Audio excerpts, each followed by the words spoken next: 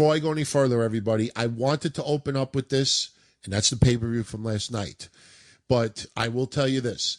After watching the pay-per-view last night, I have quite a few thoughts about it. And you know what? Fuck Brooke Hogan and TNA for right now. I'm actually now in the mood to talk about the pay-per-view. Let me tell you something, everybody. You know what depressed me the most about last night's pay-per-view for WWE? Wasn't any of the matches. It wasn't the announcers. It wasn't Lillian Garcia making a mistake announcing Camacho or Hunico or whatever the Spaniard's name is. What upset me the most yesterday is that 90% of the people did not understand a segment that went down yesterday. Everybody in the chat room, all right, I invite you to participate in this right now. And everybody listening on the download, bear with me because you could actually take part in this even though I'm doing it live with the chat room. Everybody in the chat room, tell me in your opinion, what to you is the greatest music video of all time?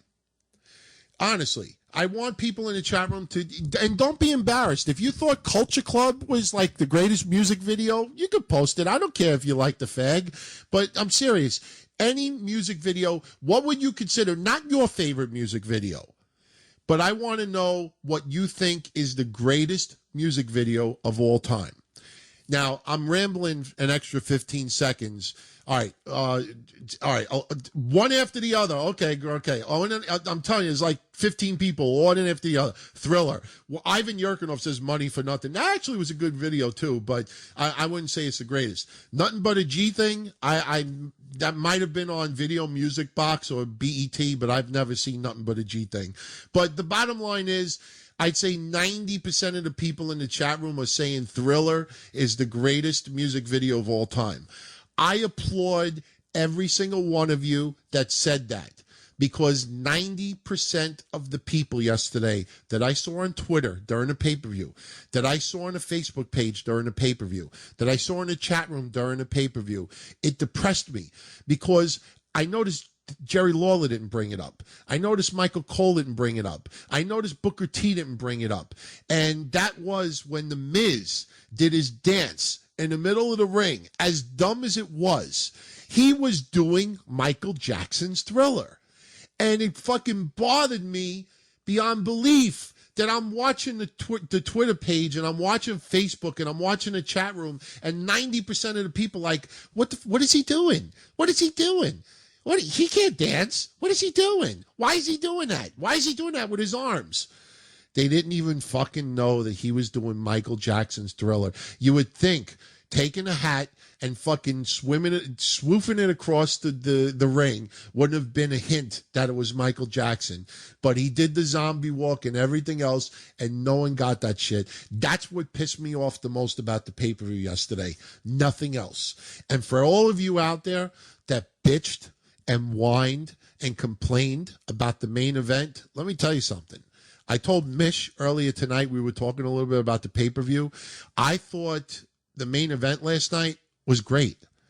I thought it was fucking great. I started laughing my ass off when John Cena put the headphones on and they were pretending to do the announcing. And Johnny Ace, all discombobulated, started going, five time. I just thought it was funny. And you know why I thought the main event was great? And right now everybody's like, are you on drugs, Don Tony? That main event sucked. Well, why did it suck, everybody? Did you expect Johnny Ace to go karate and do his Japanese repertoire?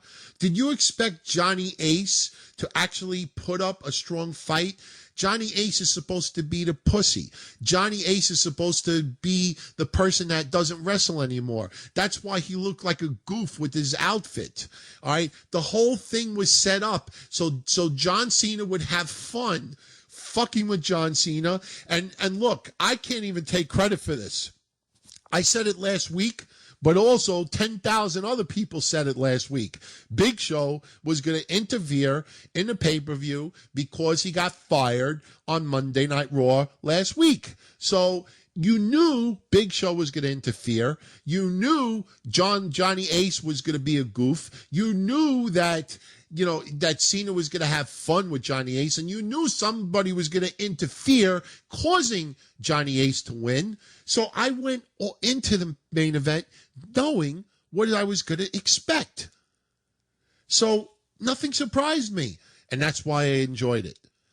So for all you prissy little bitches out there that complain about the main event, you think Daniel Bryan and CM Punk couldn't have made you enjoy it enough? You mean to tell me Christian winning that Battle Royal and winning the Intercontinental title isn't enough for you? You mean to tell me that a decent tag team match with Black Coffee retaining the belts, that's not enough for you? And here's another thing, all right? Back in the day, when Kev and I used to go to Madison Square Garden shows in the early 80s, all right, the main event used to happen halfway through the night. The main event wasn't the last show on the card. The main event would happen sometimes right before intermission or right after intermission. So just because last night was the last match on the card with John Cena, you should not look at it as the main event. Of course, it was advertised that way, but you go into it the same way I go into it from back in the day. I don't give a shit when CM Punk and Daniel Bryan is in a night. I don't care if they opened. I don't care if they were halfway in the show. I don't care if they closed it out. What I cared about is having a great fucking match. So why would you take a pay-per-view that was decent, and because the last 15 minutes of it was not to your liking, you know what? This is what I have to say to you. You gave me gas. All right? That's what I have to say to you. All right? Because I got news for you.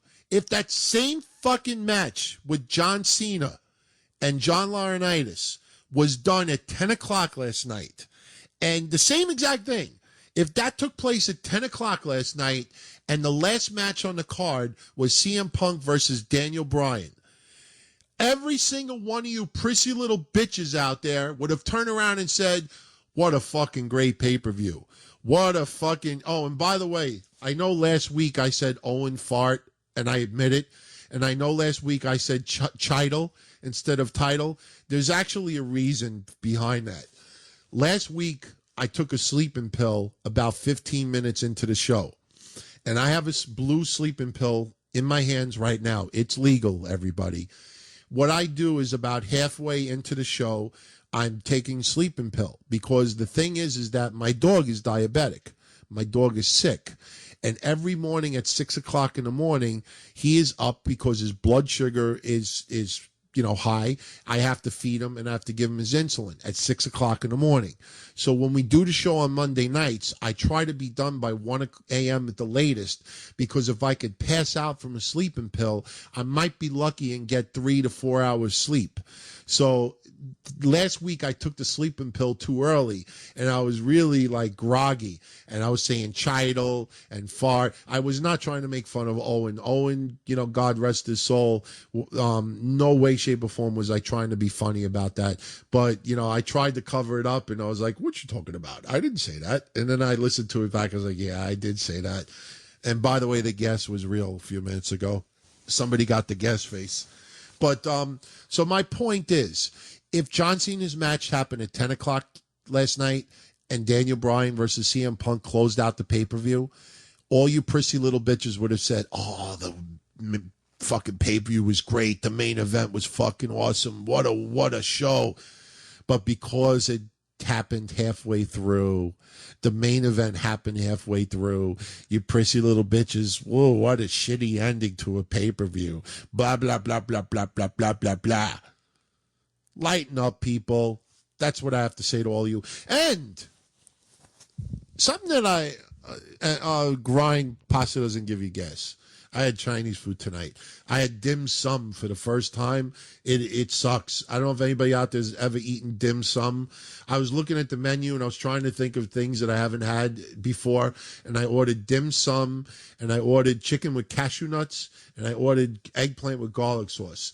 not to eat all at the same time. That'll last me for 3 days, but it was fucking good. That's all I'm going to say. But the dim sum sucked. Well, don't ever order that shit. But anyway, there were things on the pay-per-view I didn't like. Layla as the women's champ, it's got to go. All right, I'm sure she has fans, and I'm sure people are happy for her that she returned, and the boo-boo and the knee is all healed and everything. But when someone comes back and wins a title the same night, and I know what somebody's saying right now, well, Don Tony, isn't that what Christian did last night? There's a difference. Christian was in a battle royal with a whole bunch of other wrestlers, and they all had a quote-unquote shot to win it. So Christian actually earned his title shot to get the match. Layla didn't win a women's battle royal. Layla just showed up at the pay-per-view Extreme Rules and got the title. And I think a lot of fans are not thrilled with the way she won it. And if anybody didn't see the pay-per-view last night, there was a very loud "We Want Karma" chant last night. Sheamus retaining the title, I really didn't expect him to lose it, but I really was not into that match all that much. But I will say this. Somebody is either going to be losing a title very, very soon, or somebody is going to be turning heel very, very soon. And I'm not talking about the Big Show. I'm talking about one of your champions. Here is homework. I don't think in the 4 or 5 years that we've been doing this, I don't think I've ever asked people to do homework. But I have homework for some of you out there. And no, there's no prizes involved because I know some of you will get the homework wrong. But I have a feeling that some of you will get it right. If you are interested, here's a little bit of homework for everybody out there. I want you to tell me, I want you to do some research. I want you to tell me the last time before last night that WWE, I guarantee you nobody out there has noticed this yet. All right? Don Tony noticed.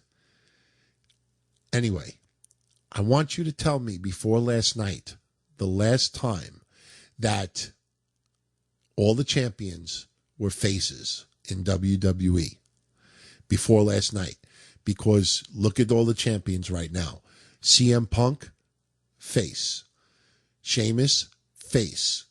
Black Coffee, faces. Layla, face. Christian, face. Santino Marella, face. That is very, very rare that WWE has all faces as champions. All right? This is a little bit too... Don't start guessing in the chat room because you're fucking wrong. Don't just put up years. I want to know when it happened and who the champions were. Don't start fucking guessing that stupid shit. All right? But anyway, Cody Rhodes is not the champion anymore, Ben. Welcome to May 20th, my friend. But seriously, I'm sure it's happened. But it's very rare that WWE has all face champions. All right? And you got to remember, what do wrestling fans subconsciously like or they want to root for? They want to root for someone who's on pace, who's trying to win a title, who's actually battling, working their way up to get the title. As I read last week to all of you out there, Daniel Bryan's clean pins and submissions last year were fucking terrible leading up to the championship. All right? And look at tonight. He faced Kane. And I said to myself, when that match happened, I know a lot of people also said to me, I was like, wow, was Kane turning face again? I know May 19th was 2 days ago, and I know he probably flipped out. I know some people will get that. But is he turning face again? Personally, people, I don't think Kane is turning face. I know a lot of people were writing tonight, oh, Kane's a face again. He beat up Daniel Bryan. That doesn't mean nothing, people. Kane is evil. Kane will beat up anybody he wants to. That's just my opinion. But when Daniel Bryan was put in a match with Kane tonight, first thing I said to myself was, wow, Last week I did this episode and I told everybody, I did all that fucking research about Daniel Bryan's wins from last year. And wouldn't it be something after going on that rant, all of a sudden he's going to get a clean pin or a submission on Kane. Boy, would I look fucking stupid. What happens tonight? Boop, DQ. Kane gets disqualified. So once again, Daniel Bryan has a match with someone, and because it's an upper tier person, it is no clean pin, no clean submission. Look, I'm glad a lot of people were educated enough last week, especially the ones on YouTube. I got to give you all credit on YouTube. Most of you understood what I was saying last week. We're all Daniel Bryan fans. We like the progression of his character. We like where it's going. We like how they're utilizing his character. All right. But at the same time, it also has to be of concern to people out there how WWE is treating him in matches. If WWE doesn't have, put it this way, could you turn around and make a best of Daniel Bryan WWE DVD right now where he wins? Seriously. Almost all of Daniel Bryan's great matches, he's lost. You're going to do a fucking DVD? Oh, here, I can see this now. Silver Vision presents Daniel Bryan, the American Dragon, WWE DVD. Oh, 4th bonus disc with exclusive matches. Stupid. Don't fucking send me messages on the chat room. I'm not reading them. But Silver Vision, could you picture this? Oh, bonus 4th disc on Blu-ray. Daniel Bryan, never before seen matches. See Daniel Bryan defeat Tyson Kidd. See Daniel Bryan go one-on-one with the fucking redheaded Kid Cash. What was his name? Heath Slater. See Daniel Bryan versus Tyler Rex. One-on-one. Come on. I'm serious. I'm talking about WWE matches, Jamil. I'm talking about WWE matches. All right. He's got to get some clean victories. And you know what? Some goofy marks are saying back to me, not now, but they say it. Some of them say it on YouTube. Some of them say it on the face page. Well, Don Tony, he's a heel. Not a lot of heels win clean.